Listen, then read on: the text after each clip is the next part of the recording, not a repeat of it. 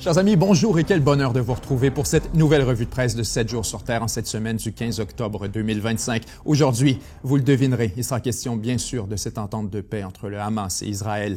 Cette entente qui a été sponsorisée, pourrait-on le dire, par Donald Trump et qui donne Israël gagnant sur toute la ligne. On y reviendra dans un instant avec une analyse plus exhaustive de, pourquoi on repart gagnant de tout ça, quelles sont les conditions de cet accord de paix, comment on va implémenter tout ça et à quel point on peut y croire. Ensuite, il y a bien sûr cette question de la guerre commerciale entre la Chine et les États-Unis qui est vraiment repartie de plus belle au cours des derniers jours, alors que les États-Unis ont imposé des tarifs sur les navires chinois. La Chine a répondu. On est allé ensuite vers des tarifs, des menaces par les États-Unis et tout ça est vraiment en train de complètement dégénérer, alors que Donald Trump a ajouté des menaces par-dessus tout ça, comme quoi il n'y aurait pas de rencontre avec Xi Jinping au bout de la ligne. On est bien sûr censé rencontrer Xi Jinping au cours des prochaines semaines. Ensuite, on a des développements extrêmement intéressants par rapport au Venezuela, alors qu'on se demandait qu'est-ce qui se passe du côté du Venezuela. Les Américains étaient sur le point de préparer des frappes. En fait, on commençait déjà à identifier des sites pour des frappes potentielles. On a un article absolument fascinant qui nous raconte un deal qui aurait été en fait proposé par Maduro aux États-Unis et c'est un deal extrêmement alléchant, pour ne pas dire un deal spectaculaire, un deal difficile à croire et ça nous indique que Maduro d'abord est au pied du mur et qu'il est prêt à donner à peu près n'importe quoi comme concession pour se sortir de la situation actuelle. Ensuite, le Pakistan et l'Afghanistan qui s'affrontent à la frontière. Zelensky, de son côté, se prépare à obtenir des tomahawks. Les États-Unis qui viennent à la rescousse de l'Argentine. On en a parlé pendant un instant lors d'une revue de presse précédente. Et finalement, c'est arrivé tout juste ce matin. On a l'effondrement du gouvernement au Madagascar et l'armée qui vient de prendre le contrôle dans ce qu'on ne qualifie toujours pas un coup d'État. On y reviendra en fin d'émission. Et pour le moment, seulement question d'un gouvernement transitoire qui sera installé, on nous dit incessamment. Alors, sans plus tarder, chers amis, je vous propose qu'on fasse une analyse de cette situation absolument spectaculaire de cessez-le-feu. Ce cessez-le-feu qui a été signé au cours des derniers jours, bien sûr, entre le Hamas et Israël après des mois de négociations. Vous le saviez, ça fait un instant qu'on négociait cette fameuse entente et que le Hamas, avait certaines réticences, notamment sur les questions du désarmement. On se demandait aussi quel serait l'échéancier pour relâcher les otages. Israël a gagné sur toute la ligne là-dessus, alors qu'on a reçu tous les otages dès le départ et que Israël continue à occuper une portion de territoire de la bande de Gaza. C'était la grande question, en fait, à se demander si on donne les otages, à quelle vitesse va se retirer Israël? Est-ce qu'on se retire avant? Après, Israël, vous le comprendrez, était totalement en désaccord avec l'idée de se retirer d'abord du territoire de Gaza pour ensuite obtenir les otages. On n'avait pas confiance au Hamas là-dessus. On avait l'impression que ça pourrait peut-être être utilisé contre Israël. Maintenant, en fait, Israël, comme je vous le disais tout à l'heure, a obtenu tout ce qu'il voulait. On fait la lecture de ce fameux plan de 20 points pour mieux comprendre de quoi il est question et, en fait, de quoi aura l'air cette fameuse entente de paix. D'abord, on nous dit que Gaza sera une zone déradicalisée et exempte de terroristes. 2. Gaza sera réaménagé au bénéfice de la population de Gaza. Si les deux parties acceptent cette proposition, la guerre prendra fin immédiatement. Donc ça, c'est déjà réglé. Les forces israéliennes se retireront jusqu'à la ligne convenue afin de préparer la libération des otages. On reviendra sur cette fameuse ligne convenue tout à l'heure parce que c'est vraiment le nerf de la guerre pour ce qui est de la victoire israélienne dans cette fameuse négociation. Pendant ce temps, toutes les opérations militaires, y compris les bombardements aériens et d'artillerie, seront suspendues, les lignes de front resteront gelées, etc. Dans les 72 heures, tous les otages vivants et décédés seront restitués. Ça, c'est un problème déjà. Alors qu'on nous dit que, dans les premiers otages qui ont été rendus à Israël, les otages vivants, une vingtaine d'otages. Cela étant dit, le Hamas indique déjà, après seulement quelques heures de cessez-le-feu, qu'on a de la difficulté en ce moment à trouver tous les otages, les corps des otages décédés, les cadavres qui seraient enfouis pour la plupart sous les ruines un peu partout à Gaza. Et donc, le Hamas là-dessus dit, on veut essayer autant que possible de collaborer, mais il va certainement prendre peut-être plus que 72 heures pour fournir tous les corps des otages décédés. Donc ça, c'est un élément qui pourrait accrocher. Une fois tous les otages libérés, Israël libérera 250 prisonniers condamnés à perpétuité ainsi que 1700 Gazaouis qui étaient détenus après le 7 octobre 2023. Toutes les femmes, tous les enfants détenus dans le contexte seront rendus. Pour chaque otage israélien dont les restes seront libérés, Israël libérera les restes de 15 Gazaouis décédés. Une fois tous les otages libérés, les membres du Hamas qui s'engagent à coexister et à retirer leurs armes bénéficieront d'une amnistie. Alors tous ceux qui veulent donc accepter de vivre pacifiquement avec Israël, nous dit-on, et surtout de se désarmer, pourraient être exemptés de toute forme de procédure judiciaire ou punitive subséquente. Les membres du Hamas souhaitant quitter Gaza bénéficieront d'un passage sûr vers les pays d'accueil. Alors, on nous dit qu'il existe essentiellement 3 catégories de membres du Hamas dans cette nouvelle entente. Ceux qui acceptent de rendre les armes et de vivre pacifiquement avec Israël. Ceux qui acceptent de rendre les armes et de partir tout simplement. Et ceux qui n'acceptent ni l'un ni l'autre et qui se retrouvent donc comme des opérateurs encore du Hamas et comme des terroristes qui seront toujours visés par les forces de défense israéliennes. C'est ce qu'on comprend des conditions actuelles. On crée vraiment 2 catégories de Palestiniens. Soit tu pars, soit tu vis pacifiquement. Alors, si on continue d'être armé, ça devient bien sûr un enjeu. Dès l'acceptation de cet accord, l'aide intégrale, donc on parle de l'aide humanitaire, sera immédiatement acheminée vers la bande de Gaza. Les quantités d'aide seront minimum conformes à celles prévues dans l'accord du 19 janvier 2025, incluant la réhabilitation des infrastructures, l'eau, l'électricité, l'assainissement de l'eau, la réhabilitation des hôpitaux, des boulangeries, etc. L'entrée de l'aide, de la distribution dans la bande de Gaza se fera sans interférence des 2 parties par l'intermédiaire des Nations Unies et de ses agences, du Croissant Rouge, et d'autres institutions internationales indépendantes de l'une ou l'autre partie. Ce qu'on nous dit là-dessus, c'est important de le prendre en compte. On nous parle de l'aide humanitaire et il est hors de question de fournir ça à GHF, donc à la fondation qui avait été fondée par les Américains en connivence avec Israël pour fournir l'aide humanitaire. Et c'est une organisation qui avait été accusée de toute une sorte d'accros et de problèmes dans la distribution et l'acheminement de cette aide humanitaire. On nous dit qu'ils ne seront pas impliqués là-dedans. On revient avec les mécanismes qui ont précédé la guerre et qui ont commencé les premiers mois. Donc, le Croissant Rouge, qui est l'équivalent de la Croix-Rouge pour le monde musulman, et l'implication des Nations Unies. Gaza sera administré, le point 9, très intéressant. Gaza sera administré sous la gouvernance transitoire, temporaire, d'un comité palestinien technocratique et apolitique, donc ne devrait appartenir en théorie à aucune faction, chargé de la gestion quotidienne des services publics et des municipalités pour la population de Gaza. Ce comité sera composé de Palestiniens qualifiés et d'experts internationaux sous la supervision d'un nouvel organe international de transition, le Conseil de paix, présidé par le président Donald Trump. Ça, on a parlé de ça la semaine dernière, lorsqu'il était question de ce qui était sur la table. Rapidement, on avait quelques scénarios, 3 propositions qui étaient proposées. C'est finalement la proposition américaine qui a été retenue parce que c'était bien sûr la plus avantageuse pour les Israéliens également. Ce qu'on nous dit maintenant, c'est qu'une fois que, en théorie, l'échéancier est vraiment étrange à décrire là-dessus parce qu'on ne sait pas comment ça va se produire. On nous dit, une fois que quoi? On ne sait pas vraiment, on présume, je spécule, une fois que le Hamas, l'opération pour nettoyer l'influence du Hamas aura lieu, une fois que les membres du Hamas qui voulaient partir sont partis et que les autres auront été désarmés, une fois que tout ça aura eu lieu, on arrive avec une administration technocratique qui, elle, serait sélectionnée parmi les Gazaouis qui sont sur place et des experts internationaux. Il y a beaucoup de détails là-dessus et je m'attends à ce que ce point 9 se décompose et s'explose en plusieurs conflits très rapidement. D'abord, sur la question de qui seront ces fameux experts. D'où viennent-ils? Quelles sont leurs appartenances internationales? Est-ce qu'on parle d'Américains? Est-ce qu'on parle de Français, de Britanniques, de membres de la communauté des pays du Golfe? Il y a une énorme différence là-dessus. Ensuite, on nous parle de ce conseil de Palestiniens qualifiés, d'experts internationaux. Quelle sera la composition? Combien de Palestiniens? Combien d'experts internationaux? Est-ce que c'est 50-50? Est-ce que c'est 25-75? Ça a une grosse importance sur le droit à l'autodétermination des Palestiniens. On doit reconnaître qu'ils sont chez eux à Gaza et donc qu'ils ont le droit à s'autodéterminer et à se diriger eux-mêmes et à exercer tous les leviers de la souveraineté sur un territoire qui leur revient.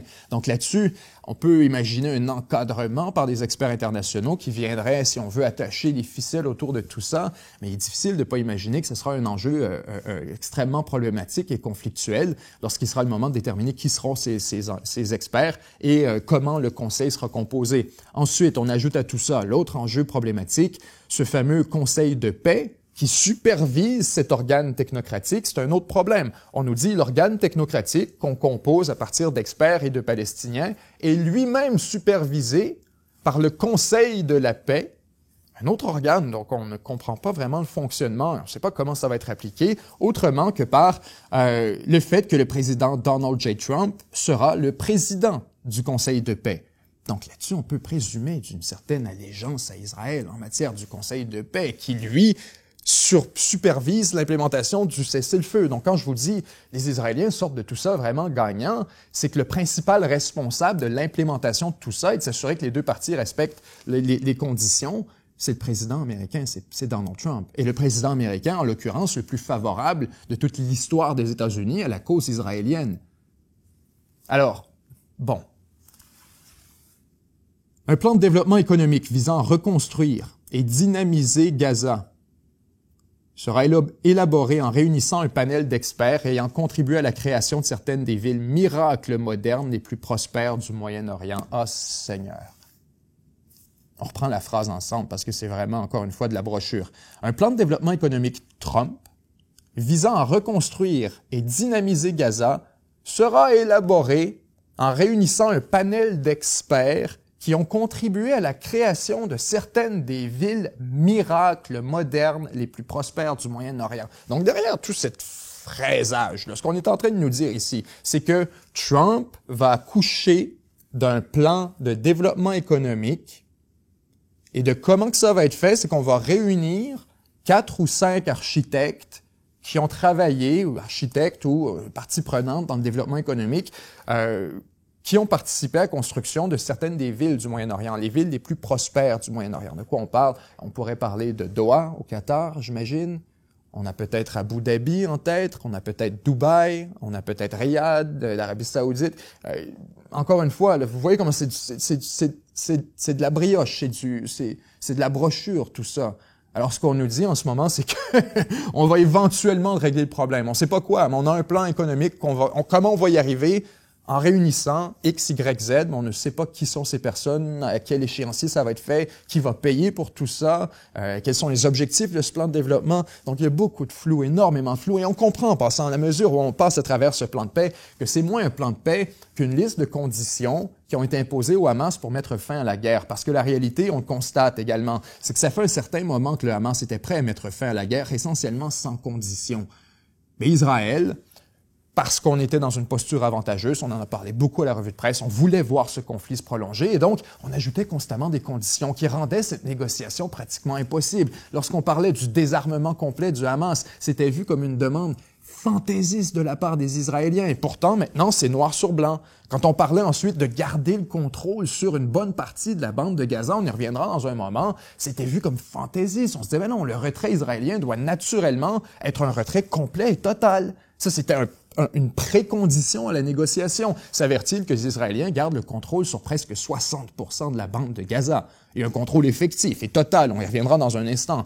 Ensuite, on a vu Israël bombarder cette rencontre de négociation à Doha, au Qatar, alors qu'on allait accepter la proposition américaine qui excluait beaucoup des conditions qu'on a aujourd'hui sur la table. Une proposition qui en demandait beaucoup moins du Hamas, essentiellement, et qui était beaucoup moins favorable à Israël. Avance rapide, Israël bombarde cette rencontre, on a encore quelques semaines de conflit, la diplomatie s'active, le Hamas se retrouve en position encore plus isolée. Entre-temps, on en parlait il y a quelques semaines, on a fait des appels aux autres pays de la région à essayer d'avoir plus d'appui. Et s'avère-t-il que rien de tout ça n'a fonctionné. Donc, le Hamas se retrouve forcé à accepter l'inacceptable, à accepter ce qui aurait été vu. Mais là, on est en train de sauver sa peau essentiellement. Le Hamas sauve sa peau. Et c'est pourquoi, d'ailleurs, la semaine dernière, on relevait ensemble cet article absolument fascinant qui nous exposait les dissensions à l'intérieur du leadership du Hamas entre les factions, le leadership militaire et le leadership politique, alors que le leadership politique était en faveur de signer une entente rapide pour en finir et que le leadership militaire voyait que ce serait essentiellement un abandon de la cause palestinienne, un abandon du territoire de Gaza, un abandon de l'autorité du Hamas sur la bande de Gaza en tant que telle, et que c'était totalement inacceptable. Encore plus, on ne croyait pas qu'Israël allait appliquer l'entente de paix à la lettre. Donc après ces défaites, on en est à négocier des conditions de reddition qui sont acceptables et pas trop humiliantes. On veut tout simplement avoir un billet d'avion pour sortir. Ensuite, On continue avec ce plan de paix. Une zone économique spéciale sera créée avec des tarifs et des taux d'accès préférentiels à négocier avec les pays participants. Donc, encore une fois, on s'invente ici beaucoup de verbiage qui ne mène vraiment nulle part.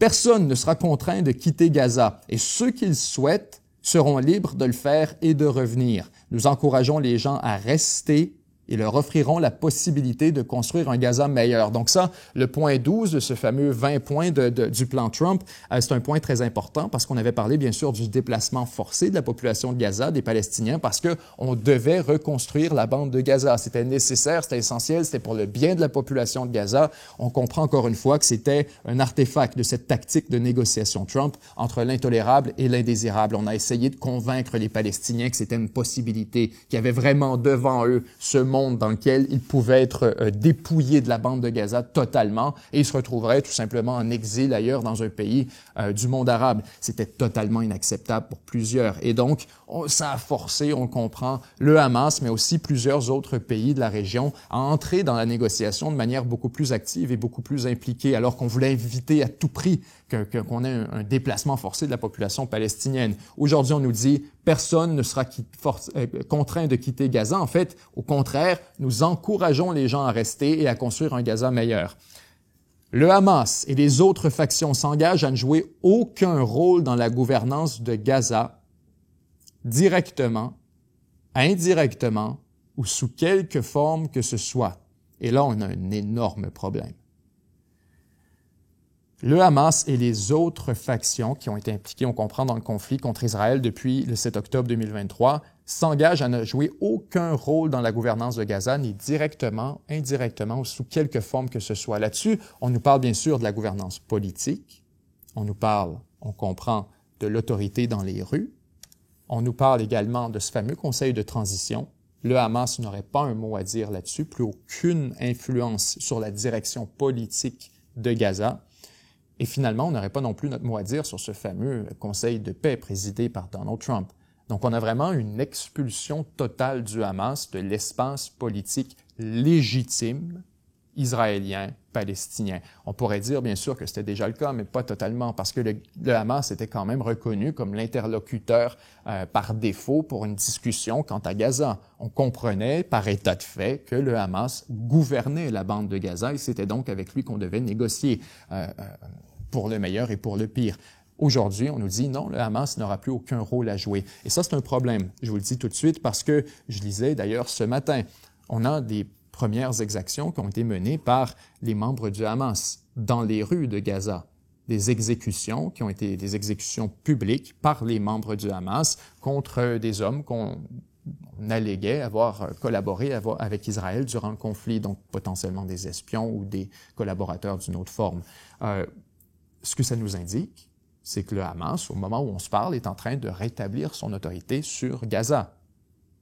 En fait, c'est assez explicite, c'est très flagrant. On voit les hommes du Hamas en uniforme reprendre du service et assurer des services publics, services policiers, circulation, etc., aide humanitaire à l'intérieur de la bande de Gaza au moment où on se parle, après la négociation et la signature du cessez-le-feu. Alors là-dessus, je vous pose la question, comment ça se termine? On donne une date, on leur dit à partir de telle date, vous devez partir. On comprend bien sûr que là-dessus, encore une fois, c'est un artefact de ce mauvais accord de paix. C'est un peu le résultat de ça. Pourquoi je vous dis mauvais? C'est qu'un bon accord de paix aurait prévu cette période, aurait dit, ben OK, on vous dit qu'il faut que vous partiez de Gaza, vous devez quitter Gaza immédiatement. Si on vous ordonne de quitter ou de rester et d'exister pacifiquement, mais avec aucun rôle, on doit donner une date où ce fameux conseil de paix va entrer en fonction, où ce fameux conseil transitoire va être nommé et placé, sans quoi, entre-temps, on accepte quoi? Soit que le Hamas gouverne, ou soit qu'il existe carrément un vide politique, un vide administratif total sur la bande de Gaza, ce qui n'a aucun sens. Donc, vous comprenez là-dessus que c'est n'importe quoi cette entente de paix pour ce qui est de comment on a organisé tout ça, et c'est une des raisons, je vous le dis, c'est une des raisons pour laquelle on l'a accepté. C'est une des raisons pour laquelle Israël et le Hamas ont accepté, c'est que clairement, il y a de la marge de manœuvre sur chacun des points.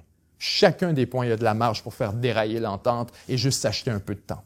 Pendant 2 mois, 3 mois, 6 mois. Et tout le monde, c'est exactement ce qu'ils veulent. Trump a eu ce qu'il voulait. une entente de paix avec des belles photos, avec un accord avec ses amis du Hamas, et les Palestiniens d'un côté, et la Syrie, et la Turquie, et tout le monde du monde arabe, musulman, d'un côté qui applaudit tout ça parce que c'est la fin d'un massacre et d'une tragédie qui marque le monde depuis maintenant beaucoup trop longtemps. Alors que de l'autre côté, vous aviez les Israéliens et les Américains qui sont très contents de la situation actuelle parce que ça leur permet d'avoir une entente de paix, oui pour Trump, mais surtout pour les Israéliens, et d'y retourner dans quelques mois si nécessaire. Il n'y a rien dans tous les points qu'on a soulevés qui ne permet pas à Israël d'y retourner éventuellement. En fait, au contraire, tout y invite. Lorsqu'on nous crée des gros points d'interrogation, à savoir mais comment ça va être composé, quand ça va être fait, qu'est-ce qu'on fait avec le Hamas, qui organise leur sortie, où est-ce qu'ils s'en vont, ces pays qui sont censés faire le plan de développement économique, qui sont-ils? Est-ce qu'on peut avoir des noms? On entend des oui-dire, mais on n'a rien de noir et blanc. Alors, on présume que c'est une des raisons pour laquelle tant le Hamas qu'Israël ont accepté de signer, c'est que c'est une entente qui ne vaut pas grand-chose en réalité. C'est surtout symbolique. C'est un moyen de s'acheter du temps pendant 5 à 8 mois et on reviendra dans un moment sur ce qui risque de se produire. Mais en mon avis, c'est Netanyahou qui a la réponse à travers son prochain cycle électoral. La nouvelle Gaza s'engagera pleinement à bâtir une économie prospère et à coexister pacifiquement avec ses voisins. On passe rapidement sur les prochains points. Les partenaires régionaux fourniront une garantie pour assurer que le Hamas et les factions respectent leurs obligations et que la nouvelle Gaza ne représente aucune menace pour ses voisins ou sa population. Donc on dit les partenaires régionaux, on présume Turquie, Arabie Saoudite, Syrie, etc., vont en théorie essayer de négocier avec le Hamas pour le forcer à se retirer sur les prérogatives et les concessions qu'on a entendues ici. 15. Les États-Unis collaboreront avec leurs partenaires arabes pour mettre en place une force internationale de stabilisation temporaire qui sera immédiatement déployée à Gaza. Elle n'est pas là. Au moment où on se parle, elle n'est pas sur place. On n'a pas de date, on ne sait pas quand, on ne sait pas qui va être ces fameux partenaires internationaux. Donc, beaucoup de questions encore une fois. La FIS formera et soutiendra les forces de police palestiniennes à Gaza et consultera la Jordanie et l'Égypte, qui possèdent une vaste expérience dans ce domaine. Cette force constituera la solution de sécurité intérieure à long terme. Alors, si on lit entre les lignes ici, Gaza, je suis désolé de le dire comme ça, mais Gaza ne sera plus jamais dirigé par des Palestiniens. Ce qui reste de Gaza, qui est toujours sous contrôle, en théorie, là, noir sur blanc, en théorie, si on regarde sur une carte, sur papier, qui est toujours sous contrôle palestinien, sera en fait sous contrôle de ce groupe de technocrates, sous la supervision de Donald Trump et des Israéliens. Donc cette structure, sa force de sécurité, sera en fait une force de sécurité fournie depuis l'international. Et ce, pour le long terme. Ce qu'on entend par là, c'est qu'il n'y aura plus aucune forme d'organisation de défense, d'organisation sécuritaire, d'organisation armée, de quelque forme que ce soit légitime dans la bande de Gaza, autre cette organisation internationale. Il n'y aura pas de police, il n'y a pas d'histoire, il n'y aura pas de Palestiniens avec des armes, essentiellement. Pas de police, les ambulanciers, les services publics, on va avoir peut-être un certain niveau d'autonomie, mais pour tout ce qui a d'assurer la souveraineté, l'autorité, la sécurité, l'administration de la bande de Gaza, ce sera plus fait par des Palestiniens. On continue. Israël n'occupera ni n'annexera Gaza. À mesure que les FSC établiront leur contrôle et la stabilité, donc les organisations internationales, les forces de défense israéliennes se retireront selon des normes, des étapes et des calendriers de démilitarisation convenus entre elles. Les FDI, les garants et les États-Unis, l'objectif étant de sécuriser Gaza et de ne plus représenter une menace pour Israël, l'Égypte ni ses citoyens.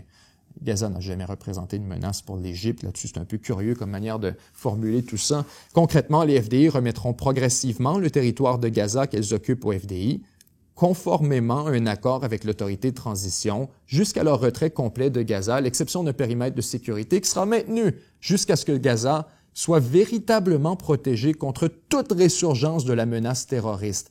My God, ça a été rédigé par des avocats israéliens. Il n'y a pas une manière plus claire de... cette dernière phrase, là, et je suis désolé, je sais que c'est beaucoup de verbiage, beaucoup de jargon, mais il est important d'y passer phrase par phrase parce que ça nous dit toute cette entente de paix.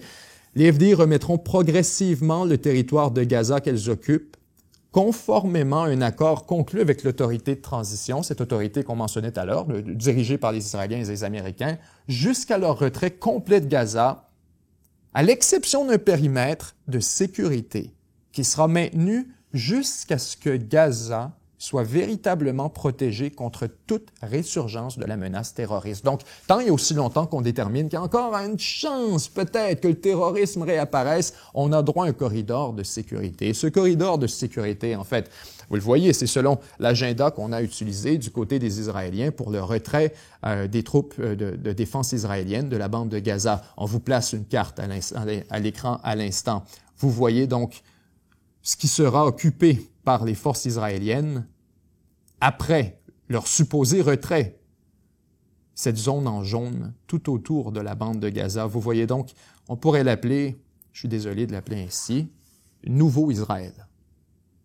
Parce que vous connaissez mon opinion sur la tactique israélienne de présenter le monde et les parties prenantes devant le fait accompli.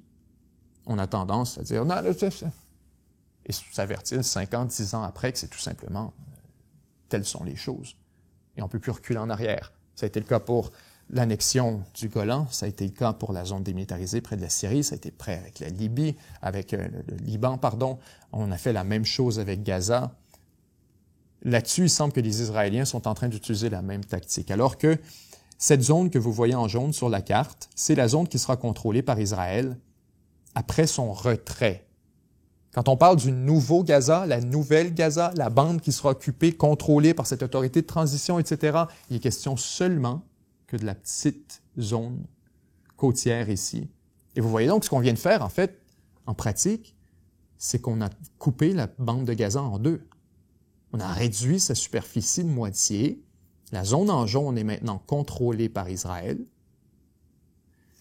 Et quand on vous parlait tout à l'heure de contrôle et de quel serait ce niveau de contrôle sur la fameuse zone jaune et à quelle vitesse qu'on permettrait X, Y, Z. Je lisais ce matin qu'alors que des Palestiniens essaient de rentrer chez eux derrière la ligne jaune, donc dans la zone occupée par les Israéliens, les forces de défense israéliennes tirent sur les Palestiniens. Et en fait, ce matin, plusieurs ont été tués après la signature du cessez-le-feu. On les a tués et le prétexte qu'on a donné du côté des forces de défense israéliennes, c'est de dire ils s'approchaient de la zone prohibée. Alors, vous comprenez ce qui est en train de se passer. Les Israéliens, de leur côté, considèrent cette zone jaune comme étant la leur, comme étant sur leur propre administration. Si on lit l'entente de paix, cette zone jaune est censée être à terme rendue à... Mais la réalité, c'est que ce point 12 nous dit, quand on filera pour vous la redonner, on va vous la redonner. Quand on aura envie de vous la redonner, puis qu'on aura l'impression que vous avez été assez gentil pendant assez longtemps, et que on aura fait, j'imagine, clairement, le premier ministre israélien qui va faire ça n'aura pas pris ses vitamines le matin, là, à tout simplement rendre Gaza comme ça, sans condition. Ce qui vient de se produire, ce à quoi on vient d'assister, c'est à la plus grande expansion de territoire israélien depuis la prise du plateau de Golan, durant les années 80.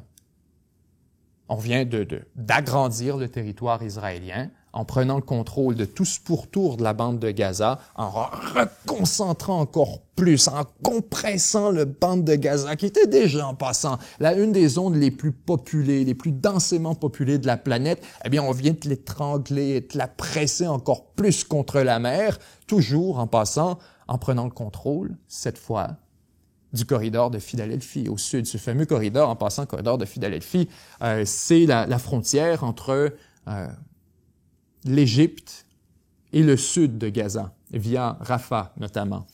Toute cette zone reste sous contrôle israélien. Et les implications de ça sont extrêmement graves. Gaza, malgré son état d'isolation extrême, avait au moins accès à une frontière internationale avec l'Égypte. Une frontière qui était, jusqu'à 2023, sous son contrôle. Et oui, l'Égypte avait des limites. On ne permettait pas toujours un transfert total de marchandises et d'aide humanitaire, et etc., de personnes. Il y avait beaucoup de limites et de frictions. Mais on avait quand même un passage international. Ce passage vient d'être tranché. Israël vient donc, à toute fin pratique, presque d'enclaver la bande de Gaza. Je dis presque parce qu'au niveau terrestre, on est maintenant entièrement enclavé. Il nous reste un accès maritime qui, lui, est sous blocus naval quasi total, en fait. On vient de le voir encore une fois. C'est un artefact de la guerre, mais on présume que ce blocus officieux va continuer au cours des prochains mois. Alors là-dessus, les Israéliens viennent vraiment de cogner tout un coup de circuit. Un coup de circuit où on obtient tout ce qu'on veut. Les otages en premier, au complet, tous, pas à coup de 1 ou de 2 ou de 3, non. Tous les otages d'un seul coup. Et nous, qu'est-ce qu'on fait? On se retire de la zone. La zone ici, vous voyez la zone en blanc essentiellement, pour garder le contrôle sur la zone jaune. Et quand est-ce qu'on vous la redonne? Jamais. Qui va occuper cette fameuse bande de Gaza? Le nouveau Gaza, ce sera une force internationale. Le Hamas s'en va, c'est fini, c'est terminé. Et qui va payer pour tout ça? Pas Israël. Des pays arabes, des pays du Golfe, des pays musulmans, les États-Unis. Allez vous empêtrer là-dedans, mais nous, on s'occupe plus de tout ça. On va s'en occuper seulement à travers ce fameux conseil de paix qui va superviser, sur lequel on va avoir une autorité. Donc, les Israéliens, c'est un coup de circuit total pour Israël, mais surtout pour Netanyahou. Netanyahou qui était sous pression énorme depuis des mois, sinon pour dire depuis des années, pour mettre fin à la guerre avec Gaza. Une guerre qui avait amené tout le monde à bout, l'état-major, la population israélienne, la coalition de Netanyahou, tout ça était sur le point de s'effondrer en matière de morale et de cohésion. Et maintenant, on réussit à avoir tout ce qu'on veut au bon moment. Parce que soyons clairs, que va faire Netanyahou maintenant alors qu'il surfe sur une vague de popularité sans précédent? Netanyahou est vu en ce moment comme celui qui envers et contre tous. Alors que oui, il y a beaucoup de gens en Israël qui s'en veulent aujourd'hui. Ils s'en veulent carrément d'avoir manifesté contre Netanyahou pour mettre fin à la guerre il y a 2 ou 3 mois, alors qu'ils voient aujourd'hui ce qui était possible. L'entente de paix qui était possible d'extraire de la part du Hamas, que Netanyahou martelait était possible. À dire, vous allez voir, on va aller jusqu'au bout, il y en aura plus de Hamas, c'est terminé, ils ne joueront plus un rôle dans la bande de Gaza. Tout le monde disait c'est impossible.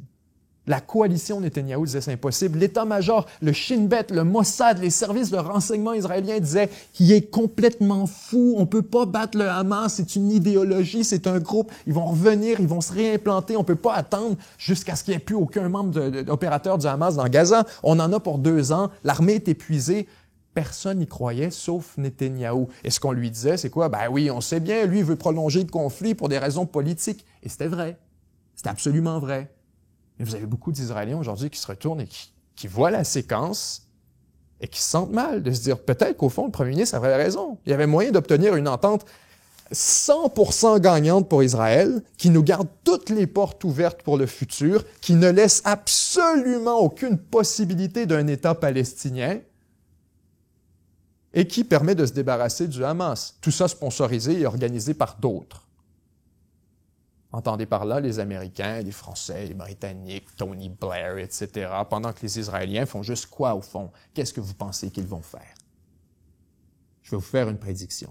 Première chose qui va arriver, c'est que Netanyahou va déclencher des élections très bientôt, très rapidement, pour la simple et bonne raison qu'il veut profiter de l'élan de popularité dont il jouit actuellement, alors que la plupart de la population israélienne est en célébration, on est heureux de la fin de la guerre et on a l'impression que tout ça est dû à la diplomatie menée par Netanyahou et par son équipe.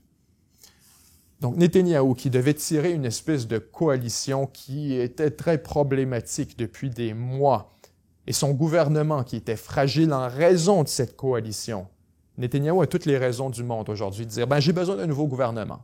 Vous avez vu ce qu'on a fait, vous avez vu ce qu'on vous a livré, on a besoin d'un nouveau gouvernement pour maintenant organiser cette étape, organiser ce processus de paix et superviser les prochaines années et consolider cette victoire. » Netanyahou va donc aller en élection pour essayer de rebrasser une nouvelle coalition qui lui sera plus favorable, qui sera plus solide et qui va lui donner des coups des franches pour retourner finir le boulot. Je suis désolé de le dire aussi clairement, mais l'enjeu officieux de la campagne, pour la campagne électorale israélienne, ce sera la question de Gaza. Et ce sera un référendum sur la campagne expansionniste de Netanyahou, d'une certaine manière. Est-ce qu'on veut poursuivre ou est-ce qu'on veut remballer tout ça? Netanyahou va bien sûr faire le pitch qu'il est l'homme, le seul, qui peut mener à bien ce processus de paix et s'assurer que le Hamas ne revienne jamais. Et je vous prédis ce qui va se passer.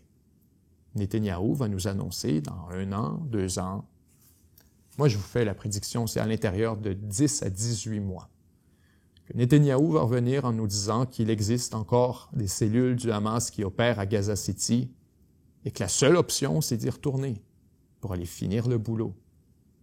Qu'il y a plusieurs éléments dans cette entente de paix qui peuvent dérailler, que ce soit la collaboration du Hamas, la collaboration des États-Unis, on pourrait avoir un changement politique à cet égard, on pourrait avoir un changement, la collaboration des pays arabes, on pourrait avoir des pays du Golfe, pays musulmans qui décident de se retirer de toute cette équation en raison d'une action israélienne. Israël a bombardé le Qatar. Qu'est-ce qui l'empêcherait d'aller bombarder demain matin, par exemple, l'Arabie Saoudite parce qu'il fait chier sur X, Y, Z? Et alors là, toute l'entente s'effondre, volontairement ou pas. Les Israéliens ont un intérêt à maximiser la fenêtre politique hautement favorable que représente Donald Trump. Et ça, c'est vraiment le pilier de la doctrine israélienne pour les prochaines années, pour les dernières années en fait. C'est ce qui a organisé l'entièreté de leur réflexion. C'est-à-dire, pourquoi est-ce qu'on fait Gaza maintenant? Pourquoi est-ce qu'on doit le continuer? Pourquoi est-ce qu'on doit aller juste? Parce qu'on a affaire avec un président once in a lifetime. Une opportunité qui vient une fois dans une vie, d'un président qui signe en bas de la feuille, qui pose pas de questions, qui même quand il est en colère, se retourne dans l'autre direction, bouche son nez et parle de son appui à Israël. Il va quand même négocier des accords de paix avec eux. Il va tout faire pour essayer de leur offrir ce gain. C'est trop beau. On doit utiliser ce mandat Trump jusqu'au bout. Alors moi, je vous le dis, Netanyahou va retourner à Gaza. On va utiliser les prochains mois pour, se réapprovisionner, souffler un peu, réorganiser l'armée israélienne, faire quelques nominations également. Tous ceux qui ont contesté l'autorité de Netanyahou vont tous perdre leur emploi. On va s'entourer de loyalistes et on va retourner pour une deuxième poussée à Gaza, cette fois pour reprendre l'entièreté de l'enclave. C'est ce qui nous manquait. On a été interrompu par quoi? Par le momentum de la diplomatie, tout simplement. On était en course contre cette diplomatie que Trump essayait de mener de son côté. On a essayé de lui faire des jambettes aussi souvent que possible, notamment à travers ce bombardement à Doha. Et là, on est arrivé à un point où, merde, Trump a vraiment été en mesure de convaincre le Hamas. On est à un point où on n'a pas le choix de prendre une pause. On va prendre une pause. Mais soyez très clairs, là, d'ici, soyons très sérieux. D'ici, je vous le dis, 10 à 18 mois, on va avoir des problèmes encore une fois avec le Hamas à Gaza. Et pourquoi je vous dis 10 à 18 mois? C'est qu'à un moment donné, on doit exploiter cette fenêtre Trump qui ne sera pas éternelle. Si on retourne d'ici 1 an et demi, il restera peut-être à Trump 2 ans, 2 ans et demi pour superviser cette guerre à Gaza et offrir tous les avantages à Israël qu'elle désire. Et croyez-moi en passant que s'il faut, Seigneur, que Israël soit en mesure, et je crois qu'ils seront absolument en mesure de le faire, soit en mesure de convaincre les Américains que c'est le Hamas qui est problématique, et que c'est le Hamas qui a pas collaboré ou qui a pas respecté l'entente ou qui a continué à faire X, Y, Z, alors qu'on avait des conditions stipulées dans l'entente de paix. Croyez-moi que Trump voudra plus rien savoir de discuter avec le Hamas et qu'il sera encore plus disposé à permettre à Israël de faire ce qu'ils veulent. En fait, il nous disait déjà ça dans le processus de négociation. Il disait, bon, là, c'est la dernière entente. Si le Hamas accepte pas ça, je dis à Israël qu'ils peuvent faire ce qu'ils veulent. C'était les déclarations de Trump. Donc le Hamas a entendu tout ça et s'est dit, ils font pas mal déjà ce qu'ils veulent. J'ai pas hâte de voir de quoi ça va.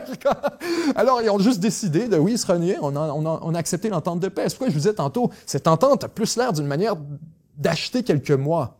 Pour le Hamas, c'est fantastique. Ça leur permet, de souffler, sortir, se réapprovisionner, faire le plein de munitions, se réorganiser. On a beaucoup de difficultés là-dessus. Donc, oui, le Hamas va profiter de cette période. Les États-Unis aussi de leur côté, où on a une période de paix d'une certaine manière. On a un avancement diplomatique majeur, mais surtout du côté israélien, où là, on peut brasser les cartes en élection, consolider la place de Netanyahou, surtout consolider le contrôle d'Israël sur cette fameuse bande, cette zone jaune, cette bande jaune. On y trouvera un nom éventuellement. Je l'appelle Nouveau Israël, personnellement. Vous me parlez de Nouvelle Gaza, moi je vais vous parler de Nouveau Israël. Alors, dans Nouveau Israël, Israël aura bien sûr le besoin de s'assurer de la sécurité, de l'autorité, de l'administration, etc. Puis on le voit ce matin alors qu'on se met à tirer sur les Palestiniens qui essaient de traverser la ligne. On en a pour quelques mois probablement à consolider le contrôle sur cette zone et ensuite, depuis cette zone, on pourra lancer une invasion sur le reste de Gaza. Donc, ne soyons pas naïfs, ne soyons véritablement pas naïfs sur ce qui va se produire là-dessus. En fait, on a un article absolument fascinant ici qui nous provient du New York Times et qui mentionne que, selon les analystes et responsables israéliens, l'issue la plus probable est l'enlisement de la phase 2 des négociations. Ils envisagent un statu quo si durable qu'il va s'enraciner, le Hamas restant armé et l'armée israélienne refusant de se retirer complètement de Gaza. Dans ce cas, ils prévoient également que l'armée israélienne traitera le groupe comme elle traite actuellement le Hezbollah au Liban, en frappant occasionnellement à distance les militants du Hamas ou leurs dépôts d'armes.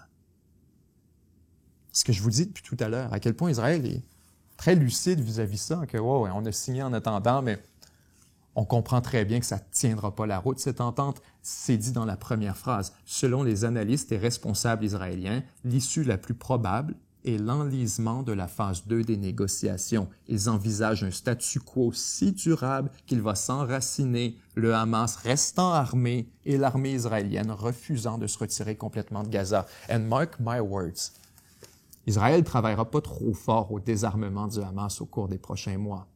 Parce que si le Hamas se désarme et qu'il respecte toutes les conditions telles que stipulées dans l'accord de cessez-le-feu, alors Israël n'a aucun prétexte pour retourner se battre à Gaza. Ou du moins, ce sera beaucoup plus difficile d'en trouver. On ne pourra pas plaider la mauvaise foi du Hamas. Alors qu'Israël, en ce moment, est parfaitement consciente que la meilleure chose qui pourrait arriver, ce serait que le Hamas garde ses armes. Et comme ça, on pourrait continuer à occuper la zone jaune à perpétuité et qu'on pourrait faire exactement, on donne carrément l'exemple du Hezbollah au Liban. Frapper occasionnellement à distance les militants depuis une zone sécuritaire. Alors l'Israël se mettrait tout simplement à bombarder à quelque part à Gaza lorsque ça lui plaît, sur des dépôts de munitions ou des centres d'entraînement, etc. Donc là-dessus, l'entente entre les deux me semble non seulement configurée pour être un gain politique plus qu'un développement géopolitique durable dans la région. Je vous dis même qu'on vient de mettre la table pour l'invasion Gaza 2.0. Cette entente, d'ailleurs, on se demande, mais qui a pu imprimer ça sur un bout de papier et prendre ça au sérieux? Nul autre qu'un ami de la revue de presse, dont on vous a parlé souvent d'ailleurs, et que je vous disais il y a quelques mois, je disais, j'ai l'impression qu'il n'est pas trop loin. J'ai l'impression qu'il se tient probablement très proche de ce processus de négociation, parce que quoi? Parce qu'il avait été responsable largement des accords d'Abraham, entre bien sûr Israël et un certain nombre de pays de la région qui avaient accepté de normaliser leurs relations. Tout ça organisé par nul autre que le gendre du président Trump, Jared Kushner. Jared Kushner, lui-même, bien sûr, de confession juive, marié à Ivanka Trump, a toujours eu une certaine faveur pour l'État d'Israël, une certaine tendresse. Et en fait, c'est pourquoi on l'avait choisi pour mener les accords d'Abraham. On avait l'impression que c'est quelqu'un qui comprenait profondément la région, les sensibilités israéliennes, et ça répondait à beaucoup des demandes du lobby américain pro-Israël, alors qu'on voulait que ce soit mené, non pas de manière, disons, équitable. On ne voulait pas avoir un processus de médiation qui était neutre, mais bien une manière d'organiser la région en faveur des intérêts israéliens. Donc là-dessus, Jared Kushner était clairement la bonne personne. Et lorsqu'est arrivé le deuxième mandat de Trump, Jared Kushner nous a dit qu'il voulait absolument rien savoir d'être impliqué en politique cette fois, que lui et Ivanka Trump avaient choisi de se retirer volontairement de l'administration pour prendre du temps pour eux, avoir une vie privée un peu plus vivable et qu'ils ne seraient pas impliqués directement dans la politique de l'administration.